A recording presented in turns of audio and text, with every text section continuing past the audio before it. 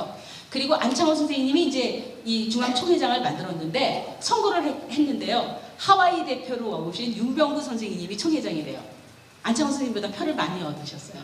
그건 내가 봤을 때는 아마 안창호 선생님이 너무 오랫동안 미주에 안 계시다가 돌아오셔서 조금 지지를 덜 받으신 것 같아요. 그래서 일대, 그러니까 실질적으로 중앙총회가 출범하면서는 윤병구 회장님이 이제 맡으시게 됩니다. 그 이후로 1915년에 이제 안창호 선생님이 다시 이 일을 맡게 되죠. 그래서 그리고 이제 흑사단도 이제 만드시게 되죠. 이 흑사단은 대한인국민회 이전에 이미 신민회 당시에 청년하구회가 출범을 합니다. 이 청년하구는 영어명은요 영코리아 아카데미, 청년하구회도 영코리아 아카데미였죠.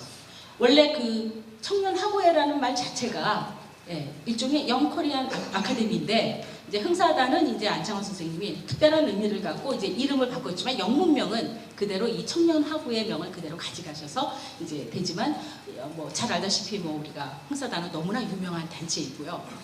그리고 그래서 이제 100년의 역사를 넘어서서 무실역행 충의영감이라고 하는 이러한 정신으로서 중견인물을 배양하는 단체였고 이 단체가 어떻게 독립운동에 기여했는가 그리고 어떠한 정신을 유지해 왔는가 이런 것들은 우리가 충분히 평가가 됐을 거라고 생각을 합니다.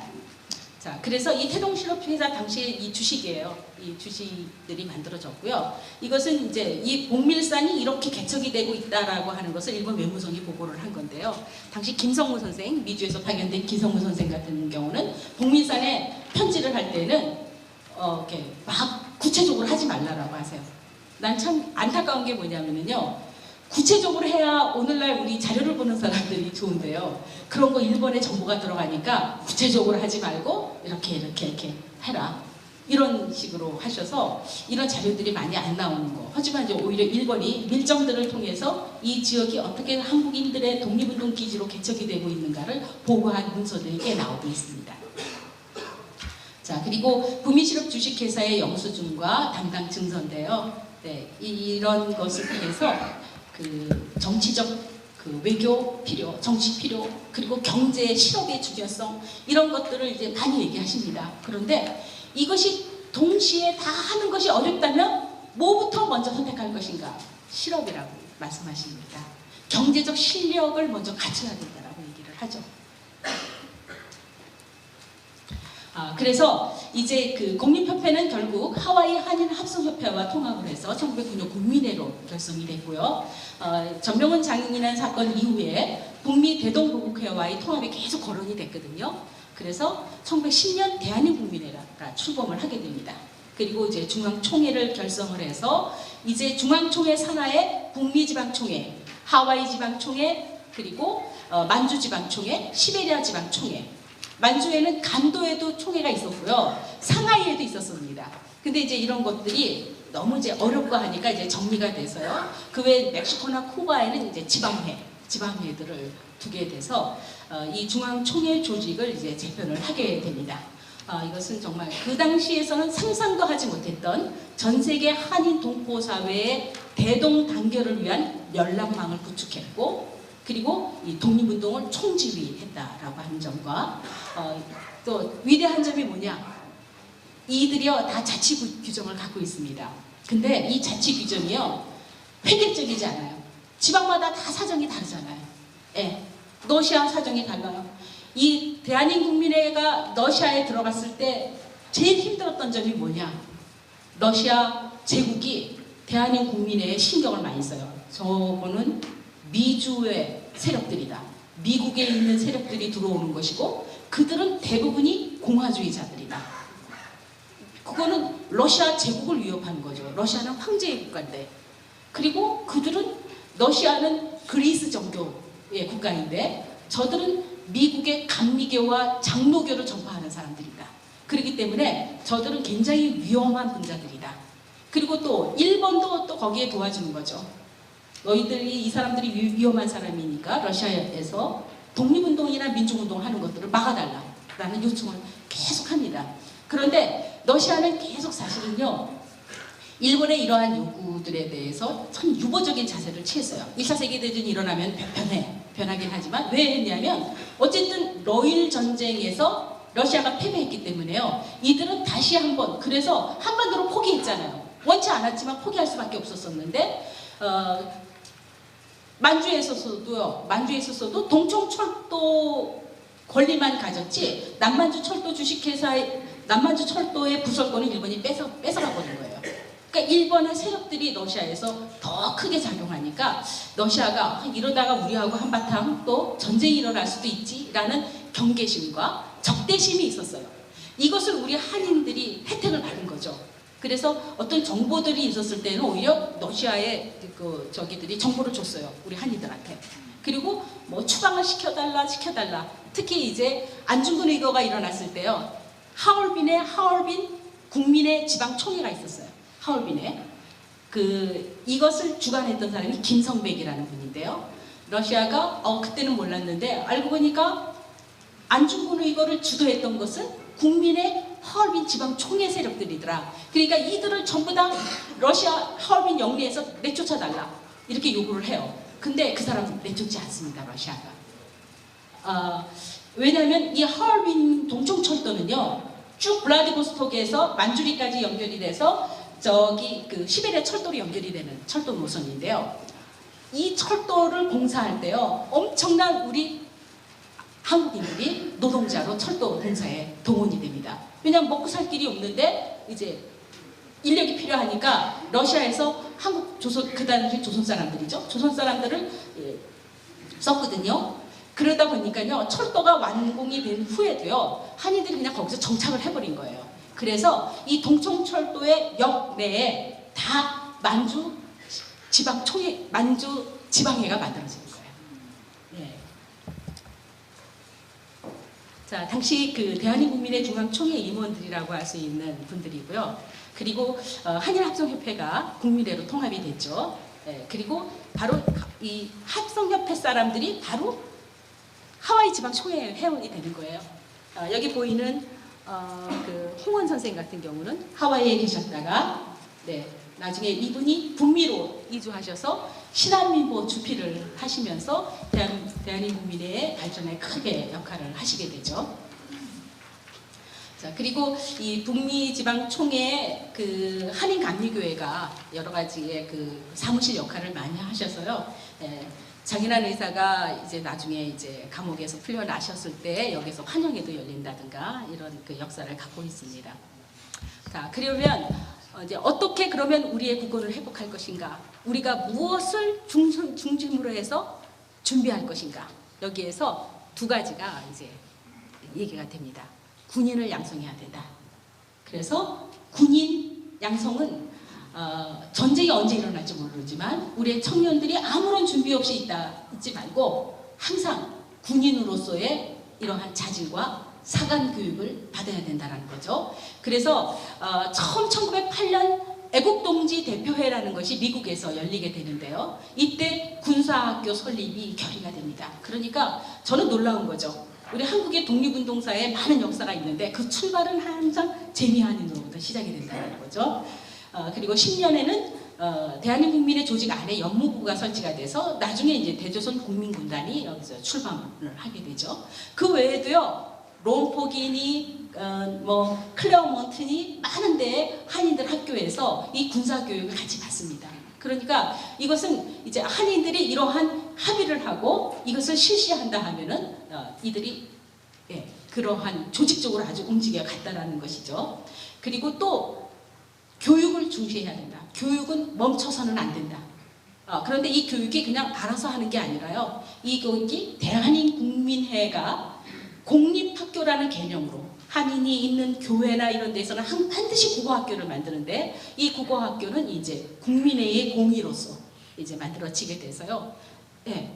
혼을 잃지 말아야 되는 거죠. 우리 한글을 잊지 말아야 되고 그래서 조국의 역사도 편찬하고 교과서도 출간하고 그래서 모든 사람들이 통일된 교육을 해야 된다.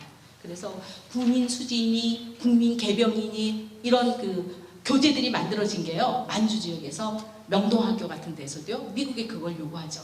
그 교재를 보내달라. 우리가 교육을 하겠다 해서. 그래서 얼마나 이 재미 한인들의 이러한 교육운동이 만주 지역의 민족 학교에도 영향을 줬는가를 우리가 알 수가 있습니다. 그리고 연구가 되지는 않고 있는데요. 북미 한인 소년 서회라는 게 이 신한민보사에서 만들어지게 돼요. 여기에서 보면은 그 신한민보의 기사에 보면은 여러 선전들이 나가는데요. 이때 보면은 그 대한제국 당시에 만들어졌었던 많은 애국 계몽 책들, 그리고 이미 조선에서는 금서화돼 버려가지고 쉽게 구하지 못하는 책들, 이런 것들이 이제 미주 한인들이 그 도서들을 계속해서 발간을 해서 주문을 받고 공급을 하고 있는 것을 보고, 오히려 그 책들이 영으로 다시 만주 지역으로 가고 있는 것을 확인할 수가 있어서요. 네, 그런 부분들은 앞으로 연구가 더 필요할 것 같습니다. 이렇게 이것의 목표를 어디 두느냐? 그냥 군인 양성을 하는 거니까 하는 거다가 아니죠. 반드시 우리 민족 독립의 국가를 만든다. 일제를 구축하고 이 땅에서 몰아내서 우리 민족 국가의 수립을 한다라고 하는, 그러기 위한 정치 훈련과 그러기 위한 그 준비를 해야 된다. 그것을 항상 해야 된다라고 봤던 것이죠. 자, 이거는 네브라스카 헤스팅스 소년병 학교에서의 군사 학교입니다. 네브라스카 소년병 유일한 박사도 바로 여기 출신이죠. 출신이고, 클레어먼트, 캔사스, 와이오밍, 수페리어, 룸포, 멕시코에서도, 그리고 밀산, 아까 북밀산, 이 국립협회 회원들의 투자를 이루어졌던, 미주 한인들의 투자로 이루어졌던 이 북밀산에서도 동명학교라는 학교가 만들어집니다. 이 학교에서도 군사훈련을 하게 되고요. 또 왕청에 아까 그 이동희 이런 사람이 독립무관학교를 세우게 되죠. 그리고 잘 아는 우리가 신흥무관학교, 우리가 최초의 사관학교라고 얘기를 하지만 서간도에 만들어졌던 이 신흥무관학교도 바로 신민의 세력들이 이 서간도의 류허라고 하는 데에서 이 사관학교를 처음으로 만들게 됩니다. 이건 뭐냐? 준비를 하자는 거죠. 군인을 우리는 양성을 해서 국민 개병, 우리 조선인이라고 한다면, 대한인이라고 한다면 모든 사람들이 전시가 됐을 때 모두 다 군인으로 나설 수 있는 준비와 훈련을 하자라고 하는 것이죠.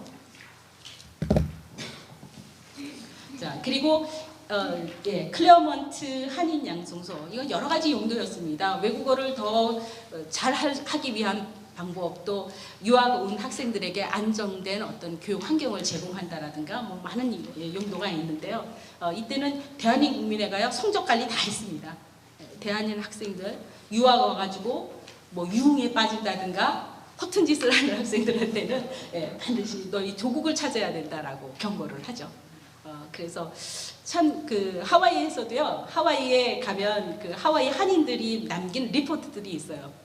그런데 그 리포트에서 그 1세대의 자기 부모를 얘기하면서 우리 부모는 나에게 공부를 열심히 하라 한다. 그래서 출세해서 잘 먹고 잘 살아야 된다 이렇게 얘기하지 않고 조국의 독립을 찾아야 된다 이렇게 말씀을 하신다라고 하는 리포트들이 남아 있습니다. 그래서 많은 한인들이 이렇게 간절하게 조국 독립이라고 하는 목표, 비전, 이것을 갖고 있었다라고 하는 것은 오늘날 진짜 저희 이렇게 분열된 우리 한국 사회를 보면 우리가 왜 그러한 민족적 비전을 제시하지 못하고 있을까 좀 안타까울 때가 있는 것 같습니다. 이 북간도 명동학교 유명하잖아요.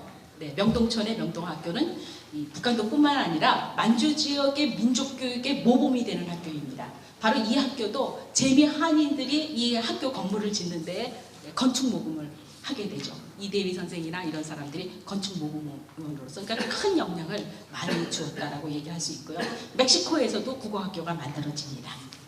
또 하와이, 그리고 샌프란시스코, LA 이런 데의 국어학교, 아이들에게 우리의 말을 잊지 않게 하는 것이죠. 그러면은 정신을 잃지 않는 하고요. 결국 이러한 것들이 민족 통일 전선을 이루게 해주는데 크게 영향을 주었다라고 봅니다. 그래서 제가 여기서 좀 강조하고 싶은 말은요, 우리 오늘날 한국이 대한민국이라는 국호를 갖고 있습니다. 이건 잘 아다시피 대한민국 임시정부에서 왔죠. 우리가 만일에 대한민국을 계승하지 않았다라고 한다면 오늘날 국호가 다른 이름이 됐을 텐데 그냥 대한민국으로 갔어요. 임시정부의 국호인 그냥 대한민국으로 갔던 것이죠. 그런데 이 대한민국은 그럼 어디서 왔느냐? 이 대한민국은 바로 국민의, 대한민 국민에서 왔다라고 볼 수 있습니다. 그래서 저는 오늘날 우리 이 대한민국이라는 국호는 바로 이 대한민국 국민회가 직접적인 영향을 주었다. 저는 이렇게 얘기를 했고, 그 우리 대한민국이 가야 할 그 우리의 목표, 자유민주주의 공화국, 주권은 주권은 국민으로부터 나온다라고 하는 이러한 목표를 성실히 수행해 나갔었던 이 대한민국민회는 단순한 정치적 결사가 아니라요, 재미 한인들에게는 민주주의를 실험하는, 민주주의를 훈련하는 이런 기관이기도 했습니다. 여기서 철저하게 시스템으로 움직였죠. 대한민국민의 행사단도 마찬가지지만요, 안창호 선생님도 잘못하면 징계받고 그러더라고요. 그런데 대부분 그 당시에 우리 한국의 독립운동 단체들은요, 인물 중심들이에요. 인물이 중심이 돼서 그 모든 인물에 의해서 자지우지가 됐는데요. 도산 스님이 관여했었던 이 국립협회 국민의 대한민국민의 행사단은 그 규정을 철저히 지키고, 오늘날 대한민국 국민이 헌법을 지키듯이 규정을 철저히 지키고 시스템으로 움직였다는 점에서 상당히 좀 위대한 점이 있다라고 생각을 합니다. 이런 규정들이 만들어졌고요. 러시아 같은 경우는 러시아 사정에 맞게 해라, 그런 자율권도 부여합니다. 그래서 강대한 그 연대와 공동체를 네트워크로 연결시킬 수가 있었다라고 할 수 있습니다. 이게 당시 대한민국민의 회기인데요. 이렇게 상당히 중시 여겼어요. 이제 안창호 선생님이 관여했었던 이런 단체들을 보면은요, 이 국민의례 굉장히 중요하게 여깁니다. 그것이 의식적인 거 그렇게 중요하지 않을 수가 있어, 이렇게 할 수 있지만, 시민의 활동을 하시면서도 도산 안창호 선생님이 이제 애국가를 제창하기를 처음부터 하죠. 우리나라는 왜 국가라고 안 하고 애국가라고 했을까? 사실은 많은 애국가가 있었어요. 애국가는 그때 당시 나라를 사랑하는 노래들은 너무나 많았는데, 오늘날 우리가 부르는 동해물과 백두산이가 그 중에 가장 히트곡이에요. 많은 사람들이 그 노래를 좋아했어요. 그 원인은 저는 거기에 있다고 봐요. 대한제국 국가가 너무 어려웠거든요. 대한제국 국가가 이게 무슨 노래인가? 근데 올드랭자인이라는 곡조가요, 우리 대한 사람들한테 굉장히 정서적으로 와닿았던 것 같고, 그러면서 무궁화가죠. 그 당시에는 이 무궁화가가 많은 히트곡이 되니까 이것을 국민가로 삼자라고 하는 운동이 미주에서 일어났고, 이 국민가를 자주 부르는 거예요. 국민의례가 있을 때마다. 그러니까 그냥 자연스럽게 국가로 자리 잡게 된 것이죠. 그래서 오늘 우리가 이 국가에 대한 거, 작사자가 누구냐 논란이 심한 거 잘들 아시잖아요. 근데 사실은 저는 이 작가가 누구냐 중요치 않아요. 왜 그렇게 하냐면, 쭉 이 공부를 하다 보면요, 이 가사가 어느 한 사람의 독창적인 창작물이 아니다라는 사실을 알 수가 있습니다. 우리들이 만들어 갔어요. 무궁화, 삼천리, 화려강산이라고 하는 후렴구는 이제 원래 이제 만들어졌다고 하지만 4절까지의 애국가가 많은 사람들에 의해서 조금씩 시대에 맞게 고쳐졌는데, 중요한 것은 그거를 우리의 국가로 삼았다라고 하는 거. 그래서 그 어떤 모임에서도, 미주의 한인들이 모일 때에도, 만주에 있는 독립운동가들이 지하에서 모일 때에도, 상하이 어디에서든지 애국가를 제창할 때에는 바로 이 동해물과 백두산이 무궁화가 불려졌고, 그것이 이제 오늘날 이 대한민국에서도 국가로 자리 잡게 됐다라는 거. 그런데 바로 이 대한민국민회가 큰 역할을 한다라는 거죠. 그래서 한때는요, 안창호 선생님이 왔을 때요, 세 가지 버전의 노래가 같이 했어요. 그 황시리오, 그러니까 처음 애국가가 만들어진 거는 동해물과 백두산이로 만들어지지 않았고요. 1040년, 500년은 우리 황시리오라고 하는 가사로 시작이 됩니다. 무궁화 삼천리 똑같고, 이 노래를 나이 드신 1세대의 이민분들은 그 노래를 부르셨고요. 그리고 그 이후로 좀 젊은 분들은 동해물과 백두산이를 부르시고 해서 이 버전이 같이 쭉 가게 됩니다. 그리고 나중에 안익태 선생이 새로운 작곡을 했을 때에도 3가지 버전으로 계속 불려졌어요. 시간이 좀 없으니까. 자, 그리고 이 시베리아 지방 총회, 러시아에서 이분들 말도 못하게 고생들 많이 합니다. 2차 세계대전이 일어나니까 러시아하고 일본이 동맹국이 돼버렸어요. 동맹국이 되니까 일본이 제일 먼저 뭘 요구했느냐, 러시아 영미에서 활동하는 조선의 독립운동가 다 추방을 시키거나 조선 총독부에 넘겨달라고 요구를 합니다. 비밀 협정을 맺었거든요, 둘 사이에서. 그러면 우리 안에서, 일본 안에서 혁명주의자들, 이 사람들 다 너희한테 넘겨버리겠다. 이런 약조들이 있어가지고요. 우리가 이제 독립운동에 대한 탄압을 받기 시작합니다. 그리고 여기에 있는 이 그 지도는 당시 그 만주지방총회가 미주의 북미지방총회에다가 이제 보고를 하면서 우리가 이러이러한 지점에 이렇게 지방회를 갖고 있다라고 하는 이 지도입니다. 자, 이렇지만 이제 1차 세계대전이 이제 일어나서 이제 그 어려움을 겪었지만 가장 민감하게, 그래서 중앙총회가 제대로 가동을 못한 거예요. 중앙총회가 제대로 가동을 못했지만 이제 1차 세계대전이 끝난다라고 하는 소식이 있었을 때 가장 빠르게 움직였었던 분들이 바로 대한민국민의 사람들입니다. 그래서 뉴욕에서 열린 약소민족대회, 여기에 대표를 파견했고요. 파리 강화회의에서도 제일 먼저 빠르게 대표를 선정하게 됩니다. 아쉽게도 미국이 이 대표들에게 비자를 주지 않았죠. 원래 이승만 대통령도 대표로 선정이 됐다가 비자가 나오지 않는 바람에 이제 출발을 못했고요. 대신 상하이에서 1918년에 그 실한청년단이라는 단체가 만들어졌어요. 이 사람들은 이제 2차 세계대전이 끝나자마자 이것을 하기 위해서, 이 운동을 하기 위해서 만든 단체죠. 거기는 영운영 선생, 그리고 김규식 박사, 이런 분들이 여기서 먼저 이제 파견을 합니다. 이것도 그 보면은요, 프랑스에 있는 인권 단체들이 지원을 해주더라고요. 그런데 실질적으로 돈으로서 이들이 대표 활동을 할 수 있게끔 지원한 것은 바로 대한민국민이죠. 3,500달러가 그 당시 대단한 돈입니다. 그 돈이면 대단한 돈인데 그렇게 해서 이제 지원을 하게 됐고요. 그리고 이제 안창호 선생님은 이제 1907년, 1908년 이럴 때 열심히 뭐 한 번도 쉰 적은 없으세요. 예, 가정적으로는 뭐 거의 뭐 집안을 돌보시지 않으셨죠. 나중에 이제 부인한테도 그러죠. 내가 자식들에게 정말 연필 한 자루 못 사주고 당신 부인한테는 저고리 하나 입혀주지 못하는 이런 못난 남편이다라고 하는 이제 그런 말씀을 하시는 편지를 남기시기도 했지만요. 어쨌든 부지런하게 움직이신 것 같아요. 그리고 이제 3.1운동을 맞이하게 됩니다. 이 3.1운동도 제일 먼저 상하이에서 미국으로 타전한 사람은 바로 현순, 미주 한인인 현순이 중앙총회장 도선에게 전달을 했고요. 바로 긴급회의를 열게 됩니다. 그래서 안창호 선생님은 3.1운동을 계승하자. 이제 독립을 선언했으니까 이제는 이제 우리는 미주의 한인들이 할 일은 뭐냐, 이 독립전쟁을 지원을 하고 열심히 돈을 모아서 독립운동을 지원하는 일이다. 그래서 전 동포사회에 3.1운동의 소식을 전달을 하게 됩니다. 그리고 윌슨 대통령 이하 주요 열강들에게 파리에 파견되어 있는 우리의 대표들의 출석권을 인정해달라는 외교문서를 전부 다 뿌리고요. 그리고 안창호 선생님은 대한민국민회에서 원동위원으로 안창호 선생님을 상하이로 파견을 하게 되죠. 그런데 그러면 상하이에서 어떤 일을 하셨는가 정말 놀랍습니다. 1919년 그 짧은 기간 동안에요, 안창호 선생님은 엄청난 일을 하시는데 그게 뭐냐, 바로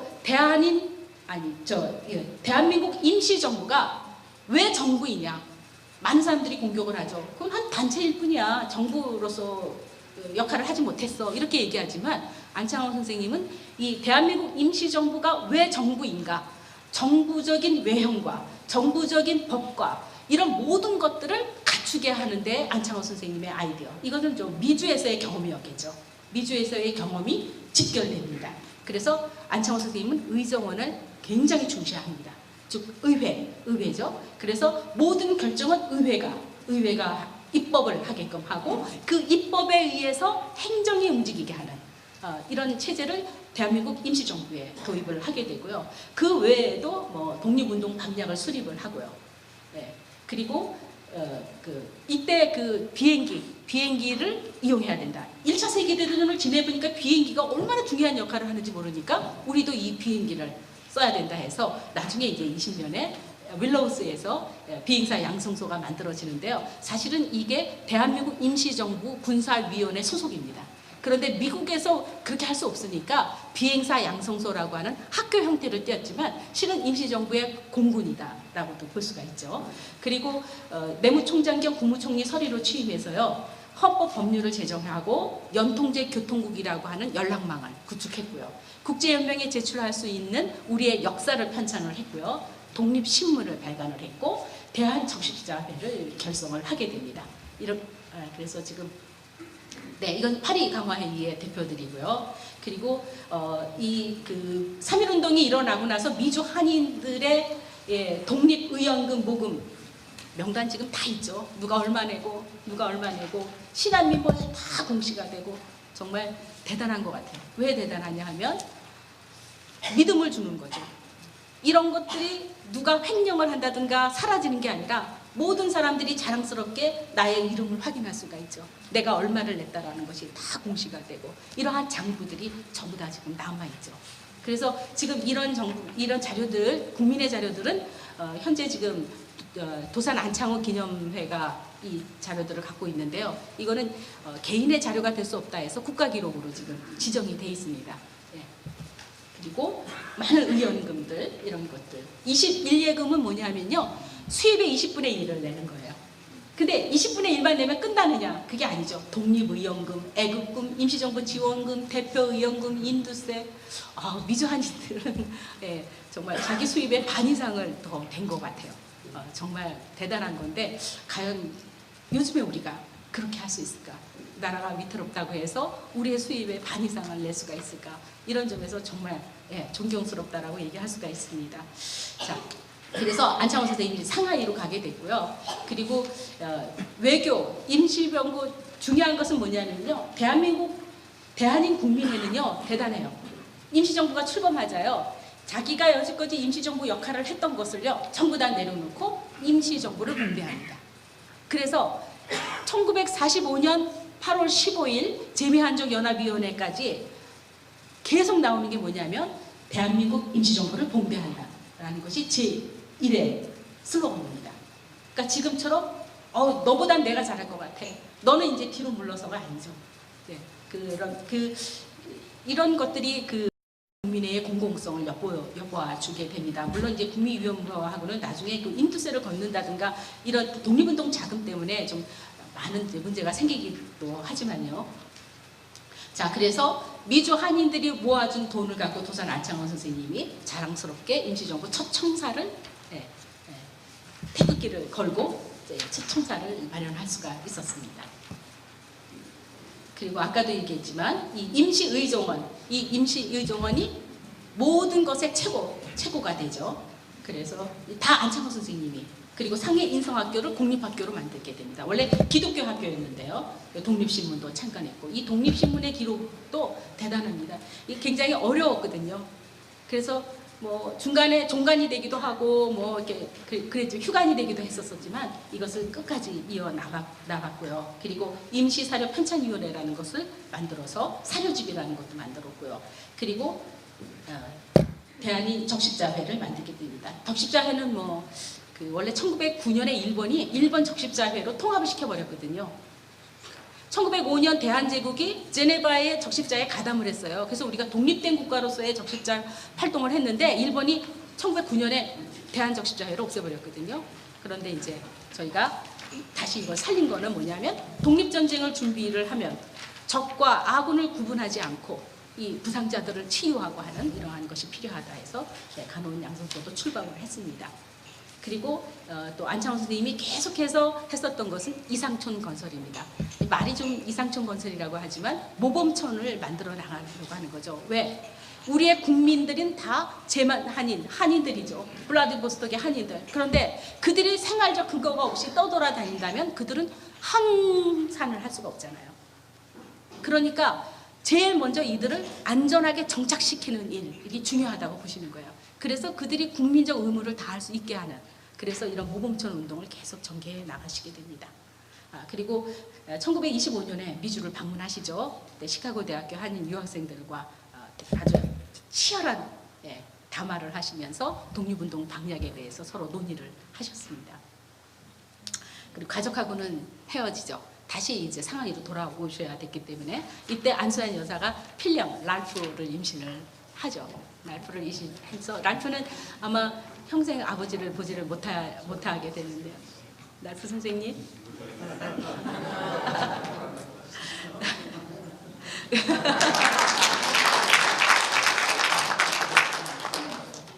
글쎄, 안창호 선생님은 이 필리핀도, 미국의 식민지였던 이 필리핀도 우리가 여기에 이상촌을 만들면 좋겠다라고 해서 이 필리핀을 다 조사하러 다니십니다. 네, 조사하러 다니셨고요. 그래서 그런데 안창호 선생님이 벽에 부딪히는 거예요. 왜냐? 지금처럼 똑같이 우리 사람들이요, 진영 논리에 갇혀버린 거예요. 좌익이니 우익이니 너는 좌파냐 우파냐를 따지고 하니까 도산 선생님이 너무 힘드신 거예요. 그래서 이런 모든 거 그게 무슨 소용이 있느냐. 우리가 일단은 조국 독립에 집중을 해야 되고, 독립이 된 다음에 그 다음에 우리가 어떤 국가를 만들 것이냐에서 견해 차이가 있을 수 있는 거예요. 그렇죠? 그런데 독립도 하기 전에 이미 갈라져가지고 이 얘기한다고 한다면 독립마저도 불가능하고, 이것은 일본이 원하는 바이고 정말 주적은 일본인데 서로 다르다고 해서 서로를 적으로 간주한다. 이거에 대해서 너무 자절을 하셨기 때문에요. 새로운 패러다임으로서의 대공주의라는 것을 만들어내십니다. 이 대공주의가 무엇이냐? 아직도 연구가 많이 돼야 되고, 많은 사람들이 대공주의는 이런 거예요 저런 거예요 하고 연구 논문도 많이 나와 있는데요. 저는 이 대공주의는